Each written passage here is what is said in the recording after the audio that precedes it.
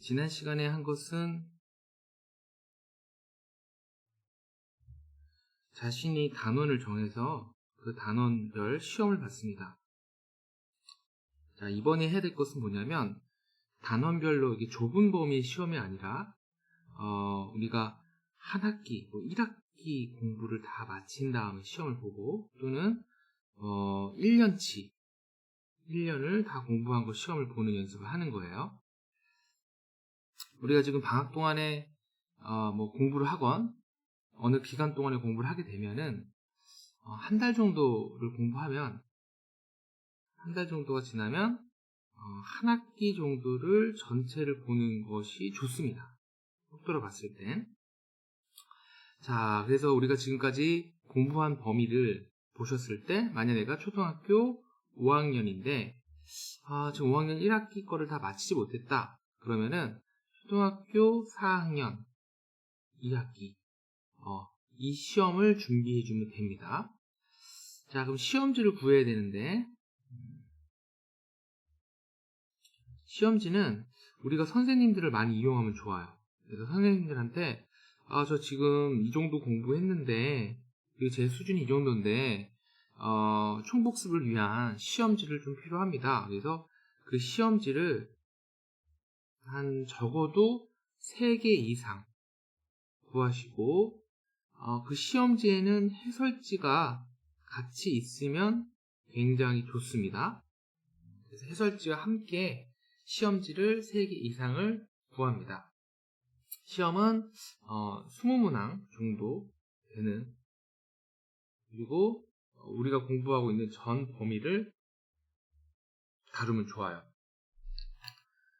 만약에 부탁할 선생님이 없고 하면은 우리가 해법 병시 기출 문제를 제가 드렸으니까 그거를 좀 보시면서 하면 좋습니다. 한번 보겠습니다. 자, 여기 보면 초등학교 1학년부터 6학년까지의 해법 병시 기출 문제가 있는데 초등학교 1학년 걸 보면요, 2005년도부터 2020년도까지 이렇게 문제가 있습니다. 상반기는 1학기 거를 의미하고 하반기는 2학기 거를 의미합니다.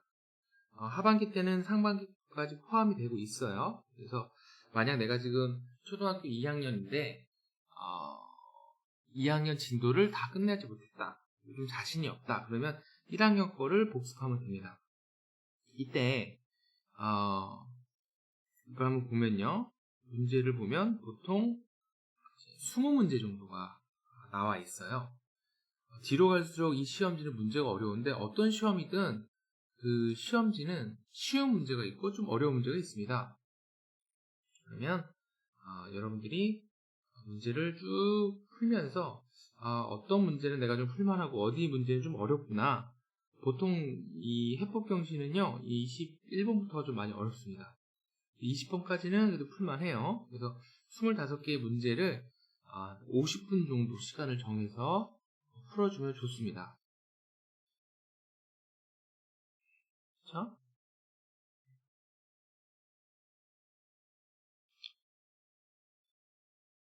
해법경시 정도 문제를 좀 추천을 하고요. 또는 중학생 같은 경우에도 해법경시 문제를 추천을 드리고요. 당장에 내가 시험을 좀 봐야 될 것이 있어서 해법경시를 좀 보기가 부담되시는 분들은 자신의 학교에 해당되는 기출문제를 좀 구해서 푸는 게 가장 좋습니다. 중등고도 한번 볼까요? 중학교 만약 2학년이다 내가, 그러면 혹시 2003년도부터 제가 20년도까지 모아둔 거를 드리니까 이 중에서 문제를 또 풀면 되겠죠? 혹시 이 문제 중학생도 약 한 20문제 정도, 25문제 정도 있는데 가장 어려운 것은 뒤에 갈수록 좀 어렵고 20번까지는 그나마 좀 풀만합니다. 25번까지 이제 상당히 어렵죠. 이런 문제들은요. 100점을 목표로 공부할 수는 없습니다. 이 문제가 좀 많이 어려워서요. 자, 이 공부를 이제 어떻게 할 거냐면 이 시험지를 가지고 공부 방식은요. 가장 좋은 것은 일단은 오픈북 형식의 시험을 보는 겁니다. 자, 오픈북 형식의 시험이 뭐냐면 내가 시간에 제한이 없고 시간 제한 없이 그 다음에 어떤 책을 참고해도 돼요. 지금까지 내가 공부했던 모든 책들을 참고해서 푸는 겁니다. 그러면 만약 예를 들면은 제가 만약에 초등학교 1학년 거를 1학년 먼저 2005년도부터 2020년도까지 있는데 최근 거부터 풀면 좋습니다. 내가 만약 2학기 거까지를 다 했다. 1학년 2학기 거. 그러면 이제 문제를 다 클릭을 해서 얘를 프린트를 해갖고 문제를 풉니다.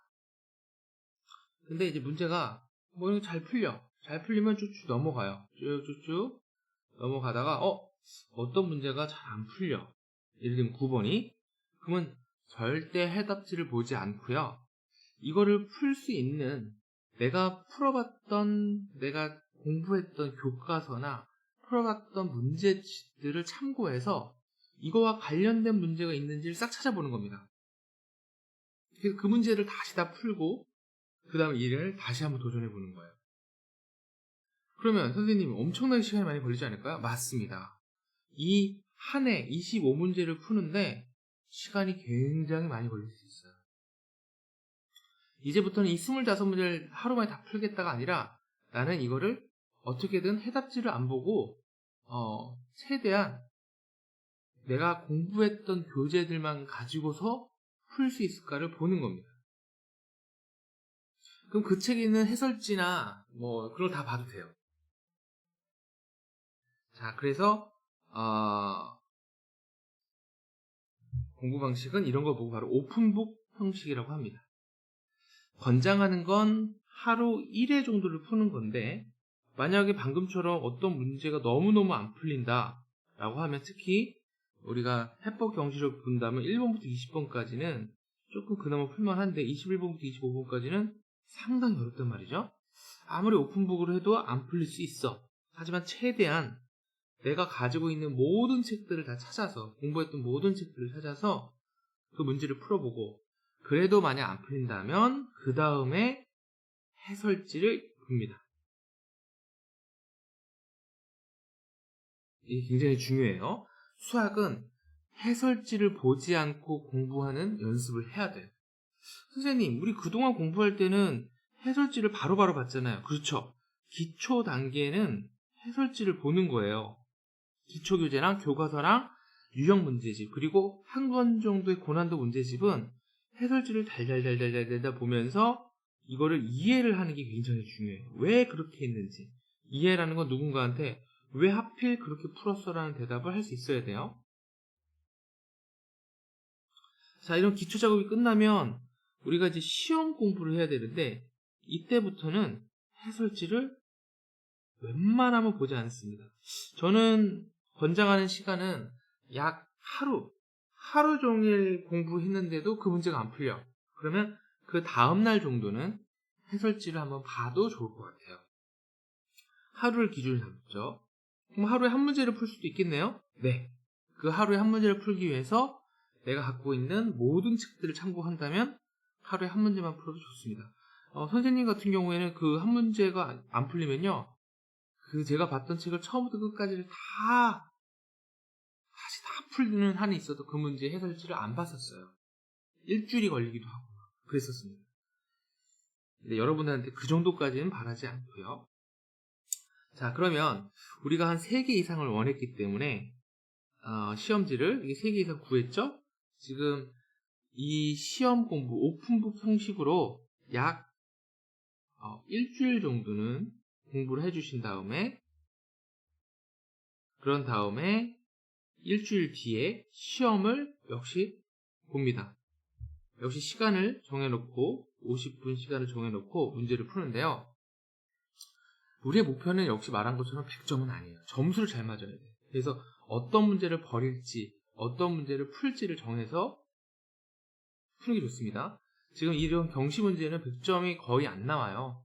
너무너무 어렵기 때문에 그래서 어차피 100점이 안 나오는 시험지다라는 것을 인정하고 내가 풀 수 있는 것이 무엇이고 풀 수 없는 것이 무엇인지를 계속 고민해서 시험을 봐서 최고의 점수를 낼 수 있도록 시험 작전을 짜야 됩니다. 그러면 우리가 이런 오픈북 시험을 보면서 일주일 동안 공부를 하게 되면 이 시험의 성격이 드러나요. 내가 어떤 거는 풀고 어떤 거는 내가 버려야겠다. 이거 진짜 너무 어렵다. 이런 것들이 판단이 됩니다. 그러면 그 일주일 동안 오픈북 형식으로 공부를 하면서 그 감을 잡으신 다음에 최종 시험을 보면 됩니다. 선생님이 이제 좀 추천하는 것은 하루 한 회라고 하면 일주일 동안이면 약 5개를 볼 수 있죠? 근데 이게 좀 많이 힘들 거예요. 그러면 최소한 2개 정도는 했으면 좋겠어요. 하루에. 이틀에 1개 정도의 시험지는 끝내는 식으로. 처음에는 그 정도의 양이 좋습니다. 그러면 다음 주 이제 또 시험을 볼 때 월요일날 볼 걸도 권장하고요. 그럴 때 최소한 2개의 오픈북 시험을 본 뒤에 이제 새로운 시험을 보면 되는 겁니다.